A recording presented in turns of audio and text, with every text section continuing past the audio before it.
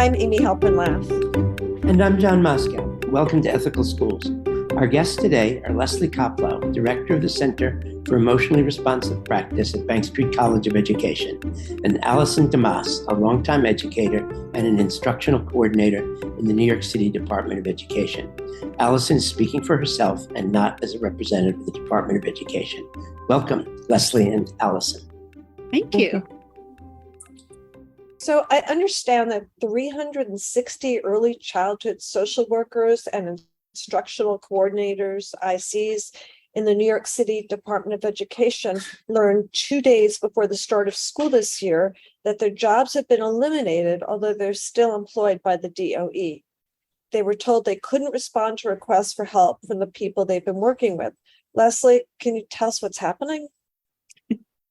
Well, since we first thought about this topic, I think there's been so much reaction to the loss of essential supports from principals and teachers that the social workers are being told that they should go back into the schools on Monday, even though they were on paper accessed, and it's very unclear what will happen next. But there's been a big reaction, not only from members of the social work and IC communities, but members of the early childhood community at large. And it's really good to see that whoever is making decisions that are not in the best interest of children are feeling pressure to backpedal. Has there been any follow-up as far as the ICs are concerned? Yes, we were also instructed this week to go back out. They keep insisting we weren't accessed, and we keep saying we have the access letter, and we keep requesting, insisting that that letter should be rescinded before we go out. At this point, we would be they worded it. I'm sorry. They spoke with legal and they worded it in such a way that since we're supposed to revert to our original position or our current assignment when we received the letter, that assignment was the IC. So if we're not accessed, we would need to go out and do our roles. And if we are accessed, we're accessed and reassigned into the role of IC, so we need to go out and do our roles. And we're still requesting that they put it in writing that we are either accessed or not. So we're sort of in a holding pattern. This is certainly better news at any rate than the initial things that happened. What do early childhood social workers and instructional coordinators do? Okay. To address that, I need to talk a little bit about instruction and explain a little things. There is this ubiquitous belief that instruction should focus on the academic goals. And those are the small, discrete elements of literacy and numeracy, the ABCs and the 1, 2, 3s. The word academic, the definition, is of no particular value. And in and of themselves, those academic goals are of little value, but they're the tools. They're the essential elements that need to be acquired and mastered in service of the pursuit of intellectual endeavors. Those are the intellectual goals. And that's the questioning, the reasoning, the analyzing, the seeking of inquiry. The instructional coordinator coaches the teachers toward the understanding they need so that they can create the environment in which the children are able to explore those intellectual goals as they acquire the academic ones. So it's not rote drill. It's about a bigger picture. The instructional coordinator, the work they do, goes hand in hand with that of the social workers, but it doesn't overlap. It interlaces. Collaboratively, we weave a web, a net of safety for these children. It doesn't restrain them. and it provides them with the security they need in order to explore and grow. They then have the opportunity to try and fail. And failing is just an attempt at success. So they learn from that, and then they can fail better. Children in distress, like being separated from their parents, especially for the first time, especially after the isolation of a pandemic, are so trapped in their emotions. They're in a mire of emotions that they struggle to be able to engage with the instructional. The social worker concerns the social emotional, the mental health and wellness of the children. So the social worker supports the teachers in learning how to support the children so that they can continue doing it on their own and in turn support the children to learn to do it for themselves. And that's the self-regulation, the self-soothing, the social interactions, the empathy. The interlacing of these chips, the social emotional with the instructional, brings us to the what do we put in place? How do we foster this? How do we value these children so that we can learn about them and honor them by creating the best environment we can so that they can better access and engage in all aspects of the instructional, pursuing those intellectual pursuits while growing in their social emotion. Sometimes we go out together. Sometimes we alternate weeks. So we're each keeping a hand in. We check in with each other. We're collaborating all the way. It depends on the school. It depends on the site. It depends on the children. It depends on their needs. We build relationships with them. We build relationships with the children. We build relationships with the teachers, the leaders, the families. We're part of their community. And in a system that is based on compliance, we serve a non-evaluative support role. That's it. We are only there to help. And this is evidence-based. Research shows schools do better when they have this model, because you have the two components working together to support the teachers so that they can best support the whole child. Okay. Allison, could you give some examples of the IC and the social worker and the teacher working hand in hand? Okay, sure. Actually, this was a pre-pandemic because last year was a very strange situation. I was assigned to a site and the school hadn't even started yet. The teacher had just graduated, brand new.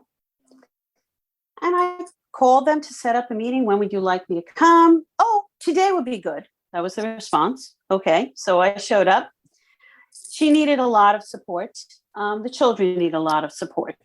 So it wasn't just a me story. So I reached out to the social worker.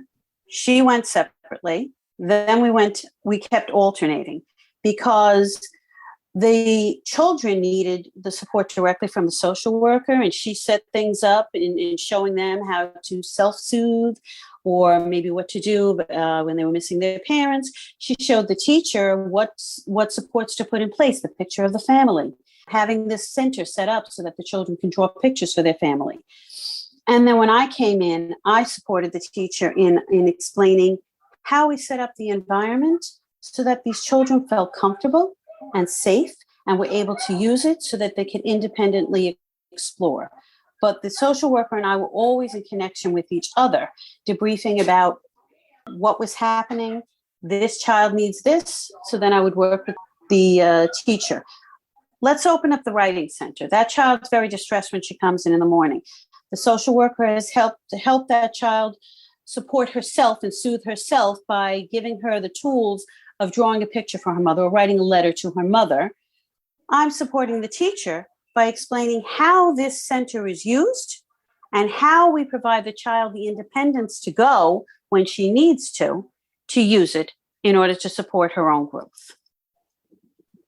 why is it especially important to have social workers in the classrooms now when students have experienced isolation and loss due to the pandemic? Can I answer that one? Yes. One of the things that was a secondary outcome of the pandemic was an increase in social and emotional isolation for children, for parents, for everyone, for teachers.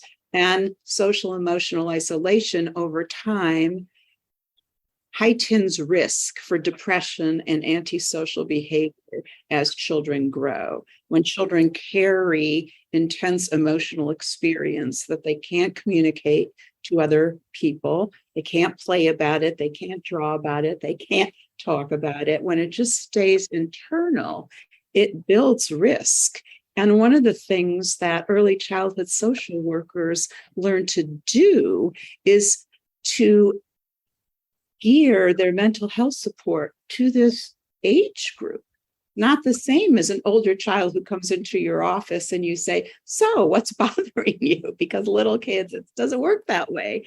They need to play about what's going on in order to make sense of it. And that's where social work and educators really need to hold hands, because in order to be able to develop the symbolic capacity for play, you need relationship support and you need an environment that encourages and facilitates that kind of developmental work. So I was telling a story the other day about a site that we were in where there were children who had very traumatic immigration journeys. And a teacher read a story and it evoked that traumatic memory, and kids were frantically telling stories about it. And a social worker could write the story down and help them play about the story. And eventually that same child who had been screaming and running out of the classroom every day stopped doing those things and started to use blocks to build forts so ICE couldn't come in and take his family. So it's a very specialized kind of practice. And most clinicians don't know what to do with really little kids. And having it in school means that children inherit it just by coming to school. Their parents don't have to have health insurance. They don't have to have somebody to bring them someplace after school. They don't have to be on a waiting list that's 6 years long for help. Yeah. So the fact that the DOE was trying to do this, they had to back off.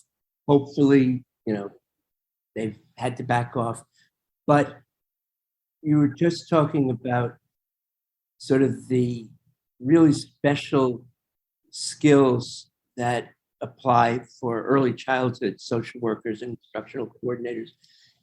Around the country, what do you see in terms of how early childhood specialties are seen?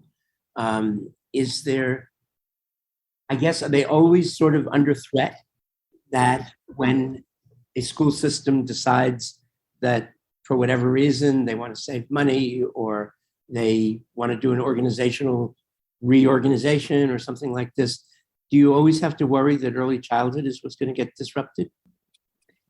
It's the easiest one for them. They don't understand it. The people making decisions don't understand this. And since they don't understand it, they really don't value it. They think, again, going back to what how they view academics, how they view education. So they're looking at only those number of grades. They're not looking at the early childhood for what it really is, which is the foundation for everything else.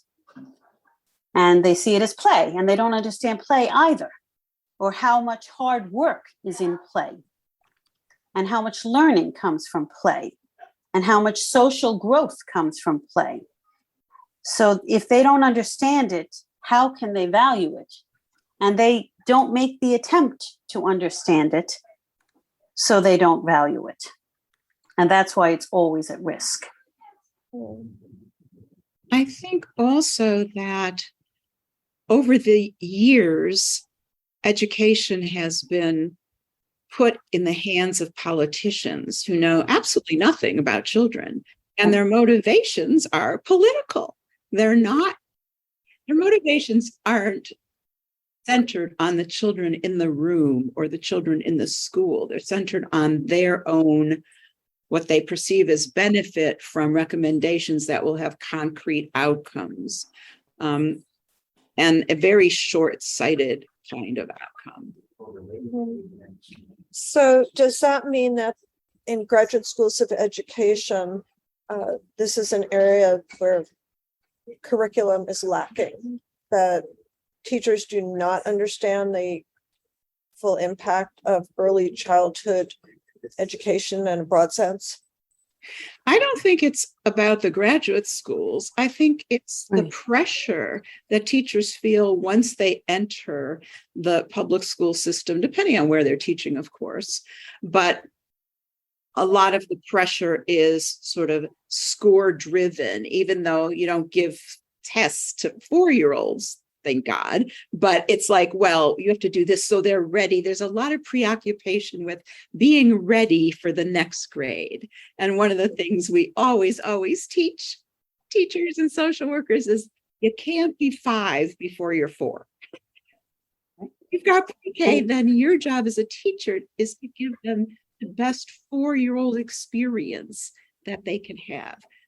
The next teacher will give them the best 5-year-old experience that you can have. But the way the system works, there's enormous pressure to be driven toward future outcomes, which is, it's like a paradox, because if you pressure children academically too early, you heighten the risk that they will become allergic to learning, heighten performance anxiety, which makes it much less likely that they're able to reach their own potential. Is there anything else that you'd like to add that we haven't asked about? I have a question above my desk. Are we being good ancestors? There's a Maasai greeting, how are the children? And the answer determines the well-being of a society. For the measure of a society is how well it treats and tends its most vulnerable members, the children, who are the future of that society. If the answer to the second question is the children are well, then the answer to the first is yes. The current situation right now prevents us from being good ancestors. For the children to be well, the teachers must be well. For them to be well, we need to be instructional coordinators and social workers need to be in there helping them, and only then can we all be good ancestors. Thank you, Lesley Koplow and Allison Demas. And thank you, listeners. If you enjoyed this podcast, please share it with friends and colleagues. Subscribe wherever you get your podcasts and give us a rating or review. This helps others to find the show. Check out our website, ethicalschools.org, for more episodes and articles, and to subscribe to our monthly emails. We post annotated transcripts of our interviews to make them easy to use in workshops or classes. We work with consultants to offer customized SEL programs with a focus on ethics for schools and youth programs in the New York City and San Francisco Bay areas. Contact us at hosts@ethicalschools.org. We're on Facebook, Instagram, and Twitter @ethicalschools. Our editor and social media manager is Amanda Denchi. Until next week.